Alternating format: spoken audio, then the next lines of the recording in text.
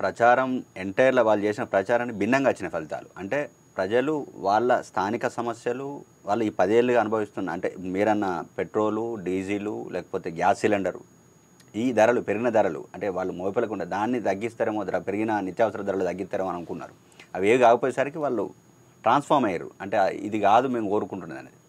అందుకనే ఆ మార్పును గ్రహిస్తారని అనుకుంటున్నారా? అంటే ప్రజలు ఏం కోరుకుంటారు అనేది గ్రహిస్తారు. ఎందుకంటే ఇప్పుడు యూపీలో వాళ్ళకు 70 స్థానాలు వస్తాయి అనుకున్న వాళ్ళు 33 స్థానాలకు పడిపోయారు. ఇప్పుడు గ్రహించాలి, విజ్ఞత ఉంటే గ్రహించాలి. గ్రహించకపోతే మూర్ఖుడైతే ఇప్పుడు మోడీ విజ్ఞత ఉందా లేదా, ప్రజలు ఇచ్చిన మ్యాండేట్ని గుర్తించిందా లేదా అనేది కాలం చెప్పుద్ది. అతను గుర్తిస్తుండో లేదా ప్రజలు కూడా పరిశీలిస్తారు. ఎందుకంటే ఎవరు వదిలిపెట్టరు. ఇవాళ ప్రజలకు కావలసింది పండించిన పంటకు ధర రావడం కాదు, తన వస్తున్నటువంటి ఆదాయం ఏదైతే ఉందో ఆదాయంలో సుఖంగా బతకాలా. ఏదంటే మేడలు కట్టుకొని బంగ్లాలు కట్టుకొని విల్లాలు కట్టుకొని ఉండాలని కాదు. నేను పూరి గుడిసెలో ఉన్నా, పెంకుటిల్లో ఉన్నా, మారుమూల పల్లెలో బతుకుతున్నా, పట్టణంలోని ఒక బస్తీలో బతుకుతున్నా, నేను ప్రశాంతంగా బతకాల. అంటే కారణం ఏంది, నాకు ఇవాళ 100 రూపాయలు వచ్చిందనుకో కూలికి పోతే 100 రూపాయల్లో 50 రూపాయల 50 రూపాయలతో నేను బతకగలగాల. ఒక 50 రూపాయలు నా పిల్లల కోసము, నా భవిష్యత్తు అవసరాల కోసము నేను దాచుకోగలగాలి. అది ఒక సిస్టమ్ ఉండాలి. ఆ సిస్టంలో నాకు బతకడానికి అవకాశం ఉంటుందా అనేది ఫస్ట్ మానవుడు చూస్తాడు. ఇవాళ ఏమైంది, ఒక ఉద్యోగం చేసే ఒక ఎంప్లాయీ జీతం 20,000 ఉంటుంది, లేదు 25,000 ఉంటుంది. మినిమం జీతాలు కూడా ఇవ్వట్లేదు ప్రైవేట్ రంగంలో. వాడు పనిచేసే వర్క్ ప్లేస్కు అతను ఉంటున్నటువంటి ప్లేస్కు మధ్యనేమో ఒక 50-100 కిలోమీటర్ల దూరం ఉంటుంది. దానికోసం ఒక మెట్రో రైలు ఎక్కితేనేమో 100 రూపాయల టికెట్ ఉంటుంది. ఆర్టీసీ బస్ ఎక్కితేనేమో టైంకి పోలేడు. 2 వీలర్ తీసుకుంటేనేమో 2 వీలర్ ఈఎంఐకి పెట్రోల్కి ఆ జీతంలో సగం పోతుంది. మరి సంసారం ఎట్లా చదవాలి? వాడి పిల్లల స్కూల్ ఫీజులు, ఏదైనా జబ్బు వస్తే హాస్పిటల్ ఫీజులు. పాలకులు ఇంతమంది మనం మాట్లాడుతున్నారు కదా, జై శ్రీరామ్ అని మాట్లాడుతున్నారు కదా, మన రామరాజ్యం తీసుకొస్తామని చెప్తున్నారు కదా. ఇల్లంతా జై శ్రీ, నీకు సమస్యలు మాట్లాడినా జై శ్రీరామ్ అంటాడు. జై శ్రీరామ్ జై శ్రీరామ్. పొద్దున్న లేస్తే ఇంట్లో మనం ఎవరిని చెప్తున్నాం, రాముడు, లేదు విఘ్నేశ్వరుడు, వెంకటేశ్వరుడు, ఇదే కదా మనం మొక్కేది. ఇంట్లో మొక్కి ఆరతి ఇచ్చి దీపం పెట్టిన తర్వాత కదా మనం బయటకు వచ్చి నాస్తా చేస్తున్నది. స్నానం చేసిన తర్వాత పని చేసే పని అదే కదా. ఇంట్లో ప్రతి ఇంటి ఇల్లాలు దేవుడికి ఆరతి ఇవ్వకుండా భర్తకు టిఫిన్ పెట్టగా నేను చూడలే. ఇంకేదైనా ఒక విపత్కర పరిస్థితి నువ్వు చెప్పాలి నా జై శ్రీరామ్ అని, నాకు కూడా తెలుసు. నువ్వు రాముడి పాలన అందించడం కోసం నువ్వేం చేసినావు? రాముని కాలంలో సుఖంగా బతికిరు ప్రజలు, ఆర్థిక కష్టాలు లేకుండా ప్రశాంతంగా బతికినావు. నువ్వు ఆర్థిక కష్టాలు లేకుండా తీసుకురా. అరే యాక్సిడెంట్ అయిందనుకో, హాస్పిటల్ పోతే 1,00,000 రూపాయల బిల్లు, మనకు వచ్చే జీతం 20,000. ఒకటి జ్వరం వచ్చింది, హాస్పిటల్ పోతే 1,00,000 రూపాయలు.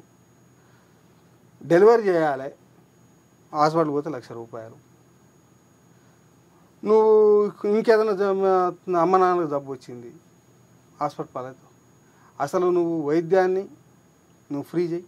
2 పిల్లల స్కూల్ ఫీజులు లక్షల ఫీజులు పెట్టి కట్టాలి. ప్రతి ఒక్కరు ఇంగ్లీష్ మీడియం అనో లేకపోతే ఇంకోటనో ఏదో ప్రైవేట్ స్కూల్లో పంపిస్తున్నావు. ఆ ప్రైవేట్ స్కూల్కి పోతే ఆ గల్లీలో వాడు చెప్పేది ఎంతో తెలియదు. కానీ ఫస్ట్ డొనేషన్ 50,000, పుస్తకాల ఖర్చులు, ఆ ఖర్చులు, ఈ ఖర్చులు మొత్తం కలిసి వాడికి ఫస్ట్ 1,00,000 రూపాయలు. ఆ 1,00,000 రూపాయల కోసం బ్యాంకుకు పోవాలి, బ్యాంక్ కోడ్ ఇవ్వకపోతే ప్రైవేట్ వన్ కాడికి పోవాలి. ఈ ప్రైవేట్ వన్ కాడ అప్పు తీసుకురావాలి, పుస్తకాల తాడు పెట్టాలి, తీసుకురావాలి. అందరికీ కింటాల్ నీకున్నట్టు ఉన్నది కదా బంగారం పెట్టాలి. అసలు నువ్వు విద్యా వైద్యం 2 ప్రైవేటీకరణ నుంచి తీసేసి మొత్తం ప్రభుత్వం బాధ్యత తీసుకోమను. ప్రైవేట్ స్కూల్ మొత్తం జాతీయం చేయమను, ప్రైవేట్ హాస్పిటల్ మొత్తం జాతీయం చేయి. మందులు తయారు చేసే ఇండస్ట్రీ ఫార్మాస్యూటికల్స్ మొత్తం కూడా జాతీయం చేయి. ప్రైవేటీకరించి మొత్తం జాతీయం చేసి నువ్వు హ్యాండ్ ఓవర్ చేసుకొని విద్యా వైద్యం మొత్తం నువ్వు ఫ్రీ. మిగిలిన మందు భారతదేశ వైద్యాన్ని సరిపోగా మిగిలిన మందులు మొత్తం నువ్వే ఎక్స్పోర్ట్ చేయి. ఇంపోర్ట్ చేయి, మన అవసరాలు తీరంగా అవసరాలు తీరంగా చేయి. ప్రజలకు అసలు ఖర్చు ఉండదు కదా. సగం తగ్గుతుంది. నువ్వు పెట్రోల్ రేట్ 200 పెట్టా కానీ మనకి పోవాల్సిన అవసరం, సైకిల్ కొనుక్కొని పోతాడు ఆరోగ్యంగా ఉంటే. వర్క్ ప్లేస్ దగ్గర ఇల్లు కొనుక్కునే పరిస్థితి లేదు. ఇవాళ ₹1,00,00,000 పెట్టిన డబల్ బెడ్రూమ్ రాని పరిస్థితి ఇవాళ మెట్రో నగరాలు ఎందుకు ఉంది? దానికి ఎవడు కారణం? పాలకులు కాదా? బాగా పెరిగిపోయింది కాస్ట్, లివింగ్ కాస్ట్ పెరిగిపోయింది.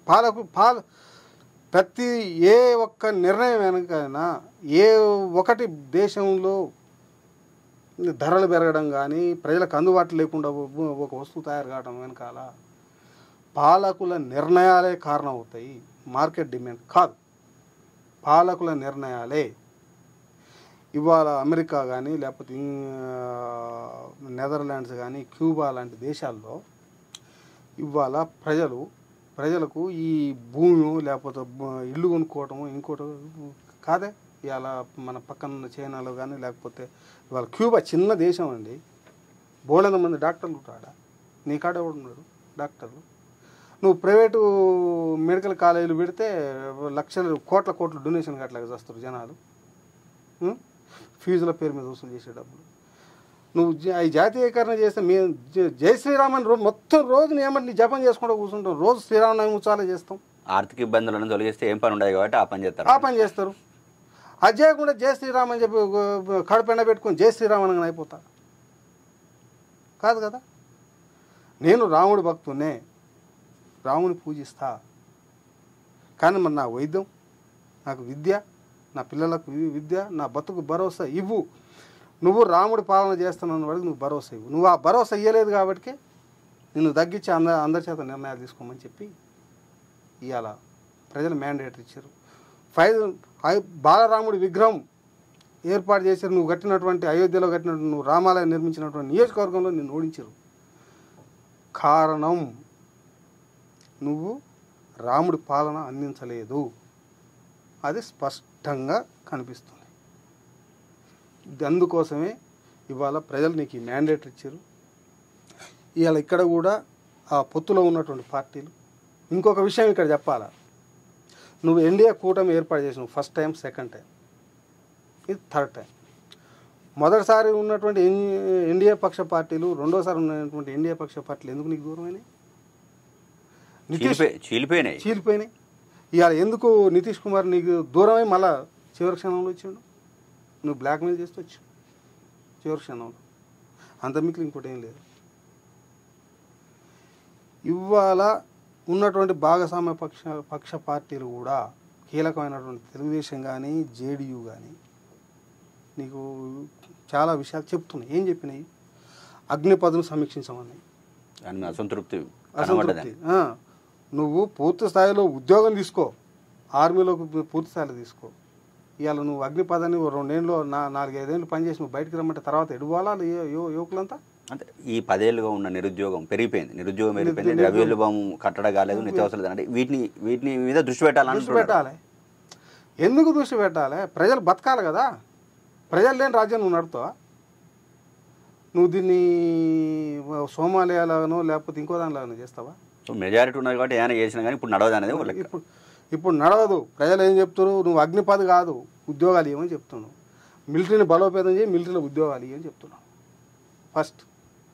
రెండోది ఏం చెప్తున్నారు? చంద్రబాబు నాయుడు ఏం చెప్తున్నాడు? నా రాష్ట్రానికి స్పెషల్ స్టేటస్ ఇవ్వాలని కోరుతున్నాడు. విశాఖ ఉక్కును ప్రైవేటీకరణ చేయొద్దని చెప్పి కోరుతున్నాడు. తనమున్న అవకాశం జేడీ కూడా బీహార్కి ఇవ్వమని అంటుంది.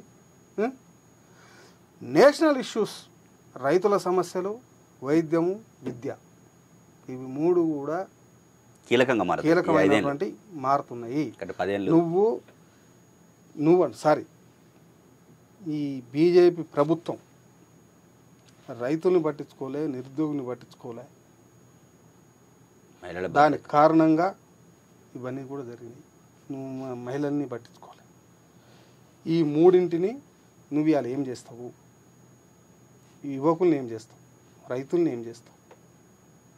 మొత్తం విద్యారంగాన్ని ఏం చేస్తావు? వైద్య రంగాన్ని ఏం చేస్తావు? ఇవాళ కామన్ ప్లాట్ఫాము, ఇవాళ చర్చలు జరుగుతున్నాయి మేధావుల్లో. అసలు ఈ రాజకీయాలతో మాకు సంబంధం లేదు, మాకు ఈ రాజకీయాలు అక్కర్లేదు, ఏమీ అక్కర్లేదు, మీరు ఎవరు ఉంటున్నారు అనేది కాదు.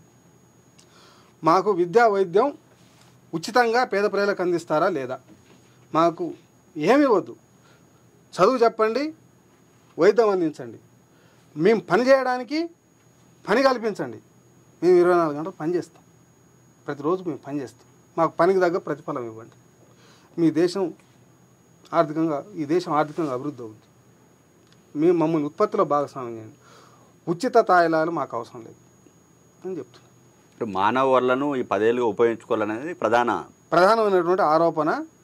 ఇవాళ బుద్ధిజీవులలో చర్చ జరుగుతూ ఉంది. నేను ఒక 2-3 అడ్వకేట్లతో డిస్కస్ చేసేటప్పుడు ఇవన్నీ ఎందుకు సార్, ఈ పథకాలు ఎవరికి కావాలి, వెల్ఫేర్ కంటే ముందు ఉద్యోగ ఉపాధి అవకాశాలు కల్పిస్తే ఎవరు బతకాలి, మాకు పనిచేసే అవకాశం కల్పిస్తాడు, పని చేస్తాం కదా. ఇవాళ లాయర్లు బోల్డంతమంది లాయర్లు తయారయ్యారు, పని లేదు, నువ్వు వాళ్ళని అనేక రకాలు యూజ్ చేసుకో. అనేక మంది డిగ్రీలు చేసారు, ఉద్యోగాలు లేవు.